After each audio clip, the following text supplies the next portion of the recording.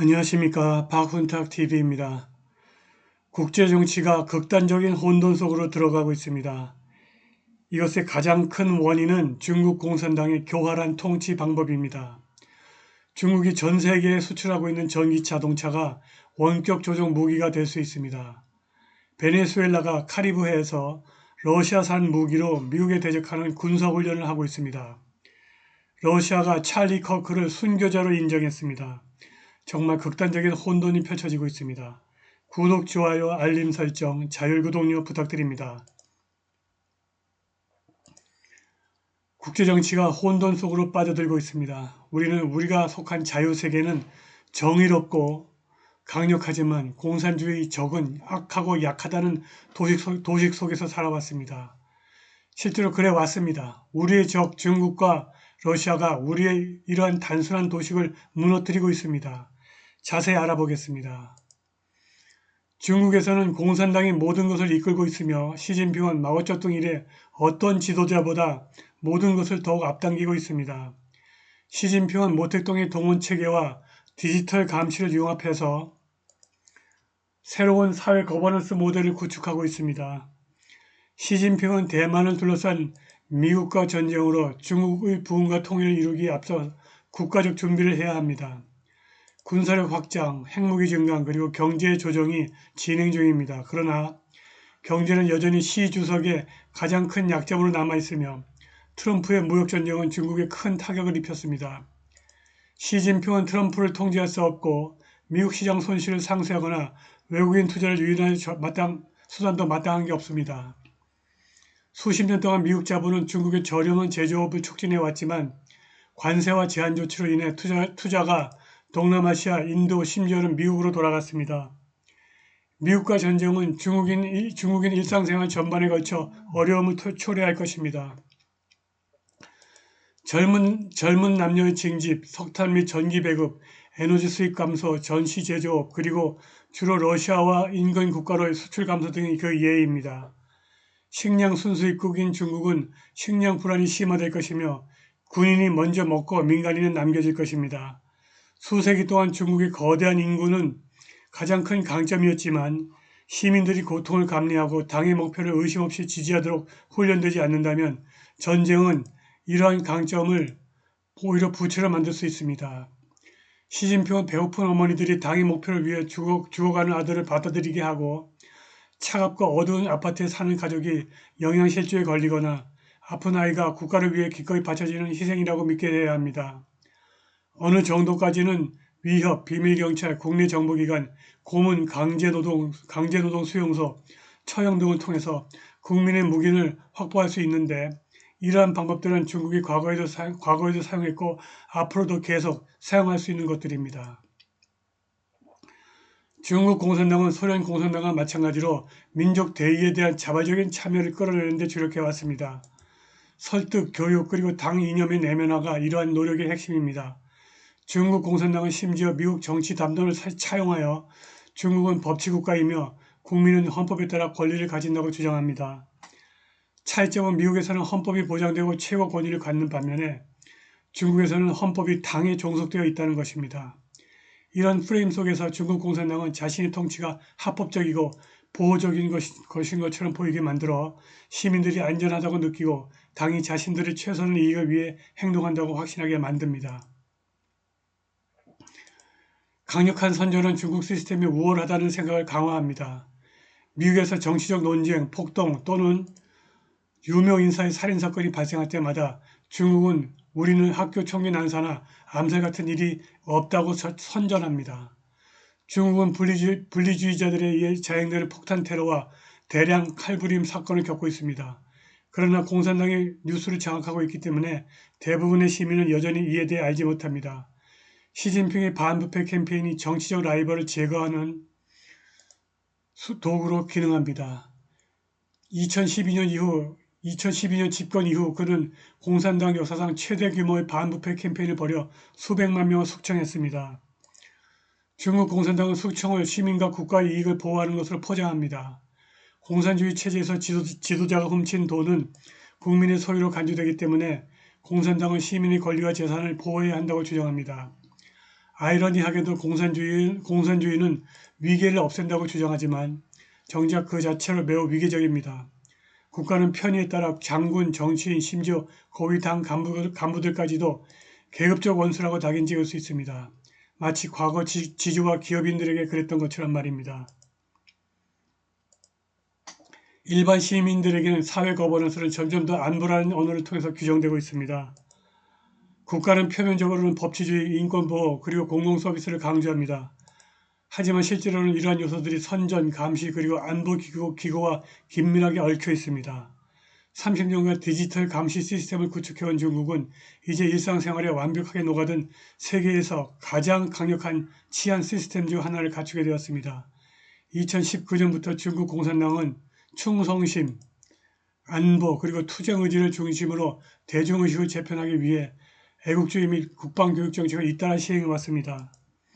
이러한 정책에는 도덕 및 애국주의 교육개혁, 2020년에서 2021년 교육과정 개혁, 2023년 애국교육법, 그리고 2024년 국방교육법이 포함됩니다. 1990년대와 2000년대의 이전 노력과는 달리 오늘날의 정책은 더욱 광범위하고 심도 있으며 모든 교육 단계에 시진핑 사상과 종합적 국가안보라는 개념을 주입하고 있습니다. 유치원부터 대학교까지 교과서는 애국심, 문화적 자신감, 그리고 당에 대한 충성심을 강조하며 심지어 과학 수업에 적색 유전자라는 이념을 엮어놓기도 합니다.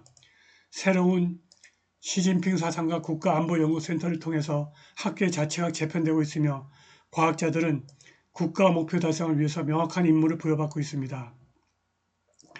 딩쉐샹 부총리가 2024년에 선언했듯이 애국심은 이제 과학활동의 정신적인 본질로 여겨집니다.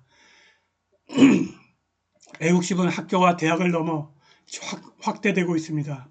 지역단체는 전시회, 강연, 그리고 국방준비활동을 개최하고 있습니다. 기업들은 신입사원들에게 국방훈련을 요구하는 경우가 점점 더 늘고 있습니다.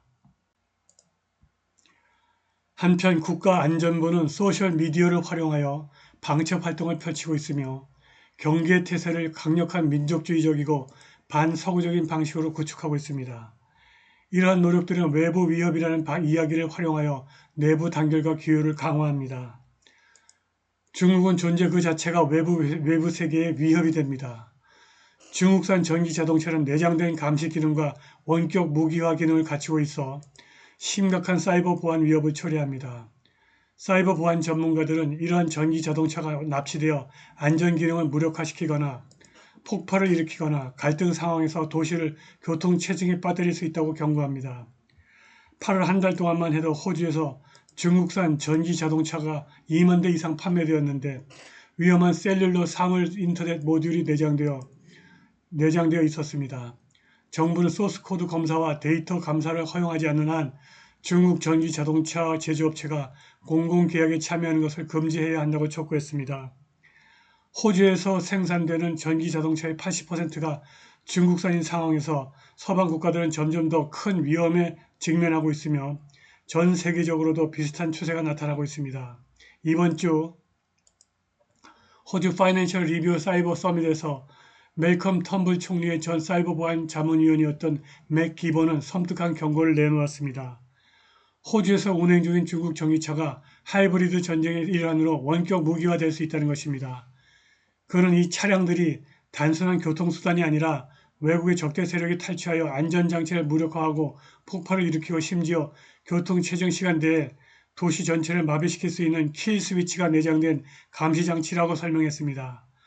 한국의 도시에서도 중국에서 생산된 다량의 테슬라 전기차가 돌아다니고 있습니다. 중국이 마음만 먹으면 대만 침공 전에 한국의 도로를 마비시킬 수 있습니다. 베네수엘라가 러시아가 지원하는 군함, 제트기, 전자전 부대를 총동원해서 주권 카리브 훈련을 실시하며 마약 밀수 선박 압수 사건 이후 미국의 해군 확장에 직접 대응했습니다. 미국은 마두로를 5천만 달러의 현상금을 건 마약 테러리스트로 몰아세웠고 마두로는 도발을 받으면 전쟁이 일어날 것이라고 경고하며 베네수엘라를 무장공화국으로 만들겠다고 다짐했습니다. 미국이 베네수엘라가 트렌데 아갈라 같은 국제 카르텔을 숨겨주고 있다고 주장하는 가운데 베네수엘라는 대한미사일을 장착한 러시아의 수호이 30 Mk2 전투기를 선보였습니다. 베네수엘라는 2024년 마약 단속 건수 60톤 이상이 역대 최다라고 주장했지만 비판론자들은 이를 선전을 일축했습니다. 미국은 카리브해 작전의 목표가 베네수엘라 정부가 아닌 카르텔이라고 주장합니다. 피그스만 사건과 파나마 사태 등 역사적인 긴장과 러시아, 중국의 지원은 갈등에 대한 우려를 증폭시키고 있습니다. 유엔은 미국의 공습을 규탄하지만 양측 모두 물러서지 않아 카리브해 지역의 불안정성이 고조되고 있습니다.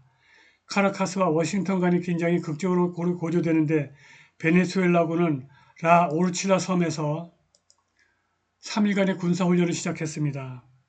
수어버린 카리브 훈련에는 최근 미국의 마약 밀수 혐의의 선박 공습에 대응하여 구남 전투기 전자전 부대가 동원되었습니다. 베네수엘라의 블라디미르 파드리노 로페즈 국방장관이 발표한 이번 훈련에는 해군 함정 12척, 항공기 22대, 민병대 함정 20척이 참여하며 이는 이 지역에서 군사력을 확대하는 미국의 군사력에 대한 직접적인 도전입니다. 이번 조치는 도널드 트럼프 미국 대통령이 마약 운반 혐의로 기소된 베네수엘라 관련 선박에 대한 물리적 공격을 확정하는 데 따른 것으로 니콜라스 마두로 베네수엘라 대통령은 이를 침략 행위로 규탄했습니다.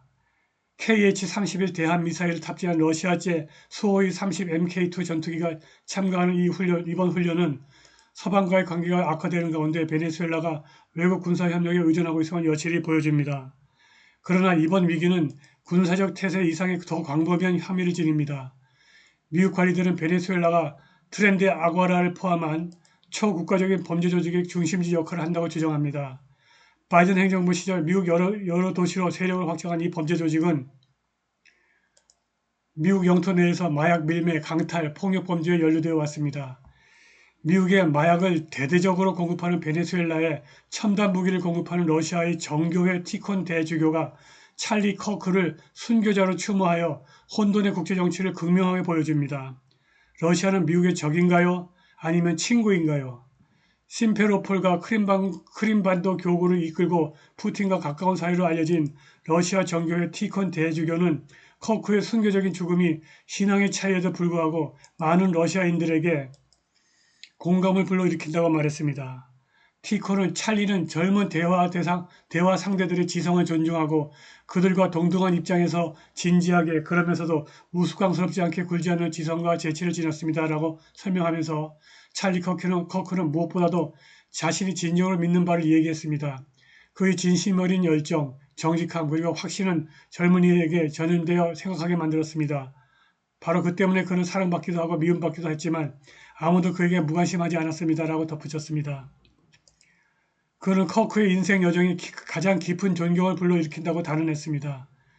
미국과 러시아는 그리스도교라는 기본적인 가치를 공유하는 이유로 불구대천 원수가 될 수가 없습니다. 그런데 바이든은 우크라이나를 일으켜 러시아와 대리전을 시작했고 결국 러시아를 미국의 적 중국에게 안겨주었습니다. 러시아와 중국이 체결한 시베리아 힘2 천연가스 파이프라인은 미국을 대적하는 강력한 축으로 등장할 것입니다. 미국이 제3차 세계대전이 아니라 세계 평화를 원한다면 러시아와 관계를 재정립할 필요가 있습니다. 미국과 러시아는 친구가 되어야 합니다. 오늘 방송은 여기까지입니다. 감사합니다.